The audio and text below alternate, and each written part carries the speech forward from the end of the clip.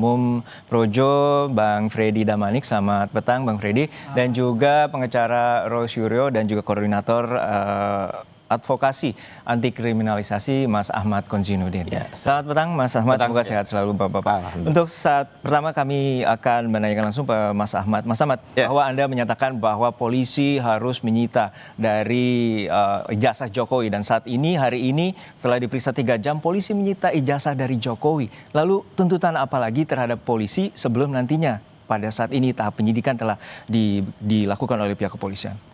Yang pertama tentu saja ini adalah tahapan yang baik, artinya ijazah tadi tidak lagi ada pada kewenangan Saudara Joko Widodo, sehingga hukum nanti yang bisa mendelegasikan kewenangan itu kepada pihak-pihak yang punya kepentingan untuk bisa melihatnya.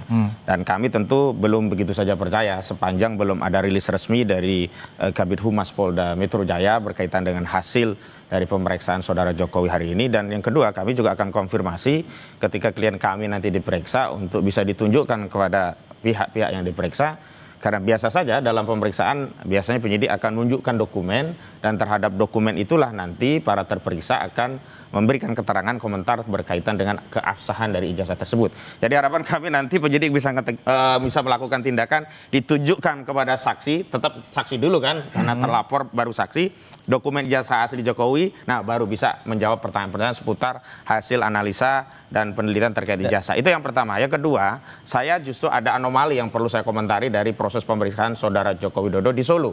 Karena kalau kita bicara tentang keadilan, harusnya dia juga diperiksa di Polda Metro Jaya. Oke lah, secara objektif ada dasar pasal 113 KUHP yang memungkinkan bagi penyidik untuk mendatangi Saudara Jokowi. Tapi kan sebelumnya sudah ditentukan bahwa alasannya adalah karena sakit. Pertanyaannya, kenapa kalau untuk urusan PSI Jokowi bisa hadir, tetapi tidak bisa datang kemarin ke Polda sudah Metro Jaya? dibantah oleh pengacara Jokowi bahwa tidak sakit, tapi ada perhalangan. Saya justru mendapat keterangan di sebuah forum menyatakan ada surat dari keterangan dokter sakit, begitu. Yang kedua, Saudara Jokowi juga melakukan tindakan plesir ya ke Bali, informasinya begitu. Jadi ini sebuah tindakan yang tidak equal, dan ini bisa disebut sebagai ketidakadilan hukum karena perlakuan berbeda terhadap klien kami. Klien kami Rismon Hasiolan itu dari Bali jauh-jauh datang dipanggil ke Polda Metro Jaya, ongkos tanggung sendiri. Giliran Saudara Jokowi, dan tempatnya tadi mewah sekali loh. Saya dapat justru dari Tribun Solo, tempatnya itu tempat yang nyaman, bukan kursi dingklik ya untuk periksa yang tidak ada sandaran. Tentu perlakuan ini patut kita persoalkan, kita pertanyakan. Persoalan substansi di sini tentu Anda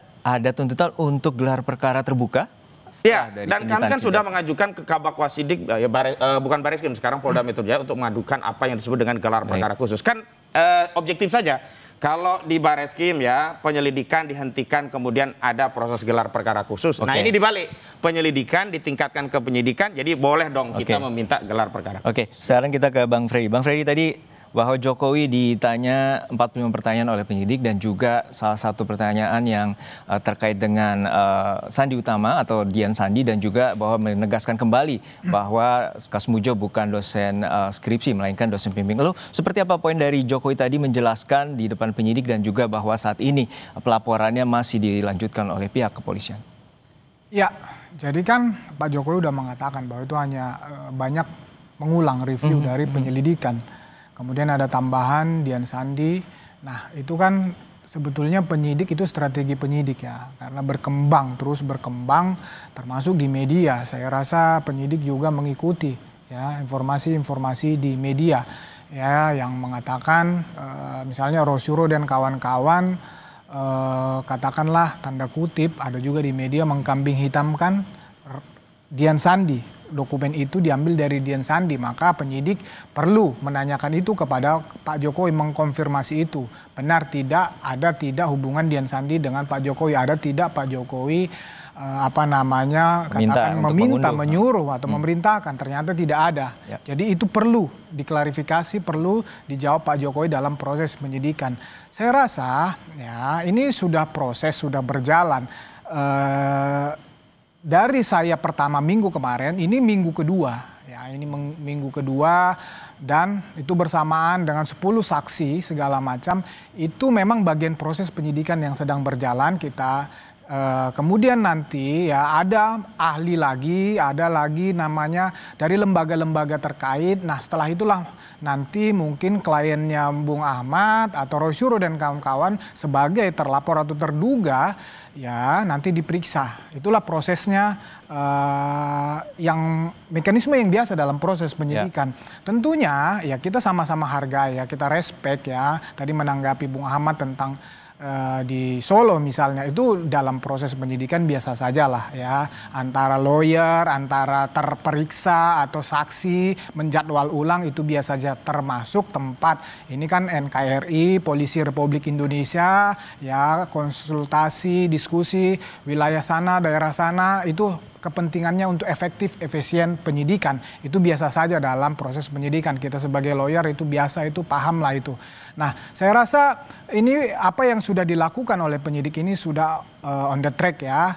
Nah, menanggapi apa namanya, misalnya gelar perkara khusus yang disampaikan oleh pihak Roy Suryo dan kawan-kawan, yaitu namanya permintaan sah-sah saja. Tapi menurut saya ini masih terlalu dini lah. Ini proses penyidikan ini saya tadi katakan biar saja dulu berjalan sampai nanti kalau memang ada tersangka ya itu kan nanti melalui gelar perkara. Itu kan nanti bukti-bukti yang cukup itu akan melalui gelar perkara. Mungkin di situ momentum. Iya, artinya Mas Ahmad yakin bahwa nanti ada gelar perkara khusus, tentu bukti-bukti semakin dibuka bahwa seperti kemarin bahwa ada uji seperti ijazah, kemudian uji komparasi wajah dan lain sebagainya. Lalu seperti itu nanti juga akan dilakukan oleh kepolisian terkait dengan penetapan tersangka.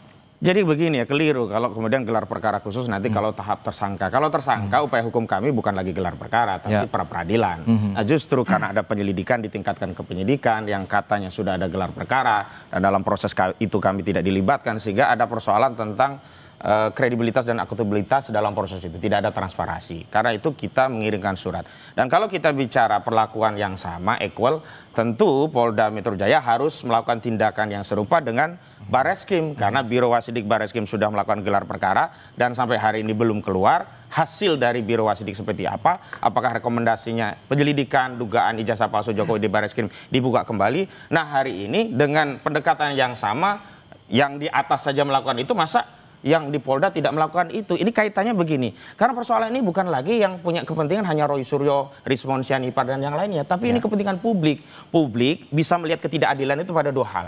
Pertama, tidak ada dasar legitimasi hukum untuk melakukan tindakan. Yang kedua, perlakuan berbeda saat penerapan norma-norma yang menjadi dasar legitimasi. Kalau kita bicara tadi soal tentang biasa, 113 KUHP memang memungkinkan penyidik mendatangi pihak saksi ataupun tersangka. Tetapi persoalan perlakuan berbeda itu juga memunculkan ketidakadilan dan publik melihat ini semuanya. Tadi itu fasilitasnya luar biasa nyaman sekali, seperti interview mau jadi direksi dari sebuah perusahaan. Beda dengan klien kami. Tanggapan Mas Freddy seperti apa? Bahwa ada perlakuan istimewa untuk jawaban?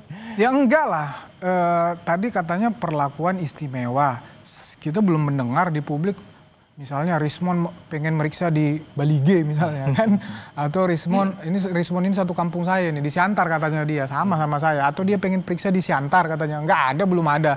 Setidaknya ya kalau itu nanti ya misalnya Roy Suryo minta periksa di Jogja dengan alasan yang bisa diterima oleh penyidik ya, kemudian disampaikan di publik, baru kita lihat coba nanti akan kami uji perlakuan yang berbeda. Setidaknya kita publik kita kasih pencerahan dong ya. Setidaknya fakta yang kita bicarakan. Tetapi sekali lagi saya sampaikan tadi 113 memungkinkan itu. Kemudian ini dalam kerangka NKRI, penyidik ini Polri, Polisi Republik Indonesia, itu biasa di Perkap juga ada itu. Dalam Perkap efisiensi penyidik efektif itu bisa dilakukan. Itu biasa saja dalam proses penyidikan. Iya, terkait dengan perlakuan istimewa tadi, tapi juga kita beralih ke soal tadi gelar perkara khusus telah dilakukan di Bareskrim dan Bareskrim belum menyatakan bahwa seperti apa hasil dari gelar perkara khusus. Artinya Mas Ahmad menilai bahwa ini penyidikan di Polda Metro Jaya terlalu terburu-buru. Betul. Jadi ini kan satu tindakan sebenarnya tidak menghormati proses tahapan dan prosedur yang sebenarnya dua perkara ini sangat berkaitan. Kenapa? Di Bareskrim itu dugaan adanya ijazah palsu. Di Polda itu dugaan pencemaran dan juga fitnah terkait ijazah palsu. Tidak mungkin ada kasus ijazah palsu itu dianggap sebuah pencemaran atau itu fitnah sebelum dibuktikan ijazah ini palsu atau tidak dalam dugaan ijazah palsu. Sementara terakhir hasil penyelidikan dari Barreskrim Mabes Polri yang diumumkan oleh Johandani Rojorpuro itu sedang dikoreksi, sedang diteliti oleh Biro Wasidik dan hasilnya belum keluar. Nah, saya justru curiga jangan-jangan hasilnya udah ada pesanan keluar juga sama, jadi nggak perlu nunggu-nunggu dari Biro Wasidik, toh akhirnya juga akan dihentikan sehingga di Polda ini bisa jalan. Nah, saya pikir begini loh, agar menghilangkan praduga publik harusnya urutan tahapan itu jangan loncat-loncat, jangan keburu-buru, ya harusnya. Tunggulah pengumuman dulu. Kalau kami sih menyatakan paling tidak harus ada putusan pengadilan yang berkekuatan hukum tetap yang menetapkan ijazah ini asli. Tapi paling tidak kalaupun itu tidak, tunggu dulu lah Biro Wasidik umumkan hasilnya. Bila gitu nanti loh. penyidik ini juga akhirnya menetapkan status tersangka terhadap 12 nama yang terlapor, itu seperti apa? Akan lakukan pra-peradilan langsung?